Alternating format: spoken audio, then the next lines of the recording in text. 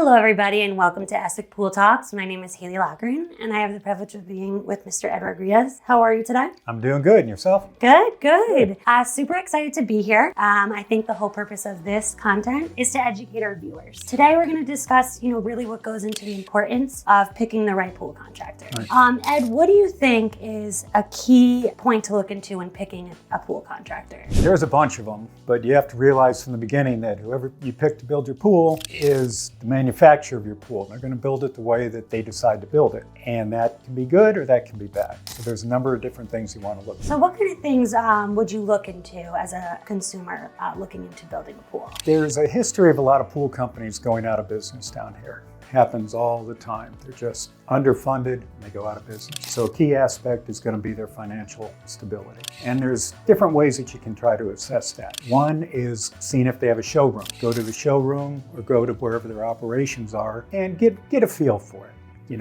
Is there a showroom? Are there people working in there and answering the phones? Do they have people ordering materials, doing scheduling? Or is it more of a one-man show that's working out of a warehouse? That's a key indicator. Yeah, so I know here at Essig we have a showroom and our clients do love it. Why do you think it's important for a consumer to make sure that their company has a showroom? There's a lot of advantages to go into a showroom. You're able to go in there and get a feel for the company that you're going to be working with. You get to see decking selections, you get to see coping selections, tile selections, the type of equipment they're going to use, different options on equipment, controls, water features. A nice showroom's going to have a display pool set up with different water features and whatnot that you can see. And all that'll give you ideas about what you can do with your pool and different things you can add to it. It also typically is an office for that business. So you also get a feel about the people that you're going to be working with in that sense also. You want to look at the construction department. You want to make sure they have a receptionist. You want to see the warehouse, make sure they've got inventory in the warehouse so that they can build your pool instead of waiting around to collect money from somebody. Yeah, so I feel like we have two really good points. One is the financial stability of the company, and the second one is the showroom visit, really going to see the materials that they're providing, that the company offers, as well as meeting the team that you're going to be working with. What other really strong point should they look into in finding a pool builder? One thing that a lot of potential pool buyers don't realize is that whoever they choose to build their pool is the manufacturer of their pool. And a good example is, say you decide to go buy a Ford Explorer. Really the only difference between any Explorer that you're going to get at any dealership is your equipment packages and the price. So it doesn't matter if you buy it in Miami or Fort Lauderdale or West Palm Beach, it's the same Ford Explorer made by the same company, the same warranties, same quality controls. So in that situation, price is key. You tend to shop price because everything's identical. On a pool builder, it's up to him as to how he's going to build your pool. And he's got to follow some codes like the Florida Building Code, which is minimal things that they have to do. But beyond that, it's up to that builder to decide how much steel he's going to use in the pool, what extra features he's going to put in, the quality of the material he's going to use. And it's just a million different things that he can take into consideration, and unfortunately a lot of them opt to go the cheapest way. And you just got to keep that in mind, that whoever you choose is the manufacturer of your pool.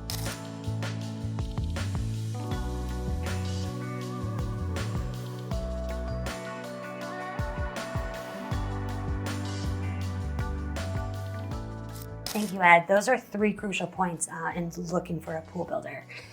Let's talk red flags, green flags. Ed, what's a big red flag to look into when looking for a pool builder?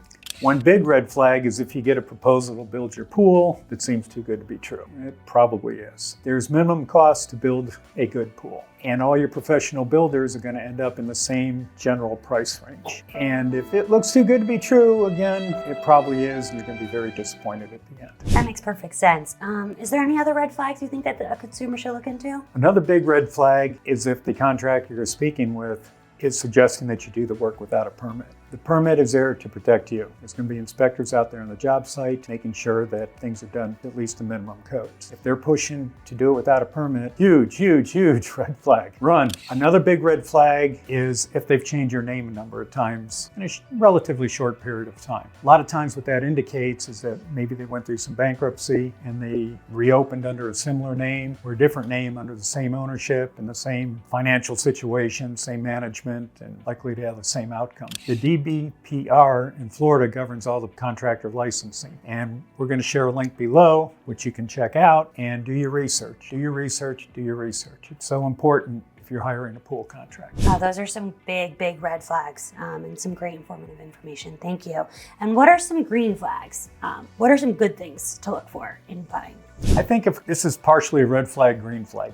If the contractor that you're speaking with just sends you a proposal and maybe a drawing without ever visiting your house, that's a big red flag. Because they don't know what your site conditions are. They don't know where your focal points are. They don't know what your access is like. You're going to end up spending more money because they're not taking everything into consideration. A green flag is when the company takes the time and the investment to go out to your house, speak with you. Again, look at focal points from inside the house. Where's that sheer descent waterfall going to look the best? Where's that spa going to look the best? Where should we concentrate on putting decking? Among a bunch of other things. They can look at the pitch in the yard, again, the access, any other obstacles. So you're going to get a more accurate price up front if somebody that's actually been to your house and seen the site conditions. That's great, Ed. With your 49 years of experience, what is one last piece of advice you can leave our viewers today? I think the best advice would be, once you're considering buying a pool, you have to put the emotional part of what the pool's going to look like, what the deck's going to look like, how the family's going to use it, how much you're going to entertain. All that's important, but in the beginning, that's not the starting point and what you need to focus on. What you need to focus on is who are you going to hire to build your pool. Making the correct decision there from the beginning is going to make the enjoyment part much better. So that's my strongest advice. Do research, do your homework, find out who you're hiring. Well, thank you so much, Ed, for your time today. And thank you, viewers, for listening in. We will be here weekly with new talks. Please like the video below and subscribe because we have so much more information to show you.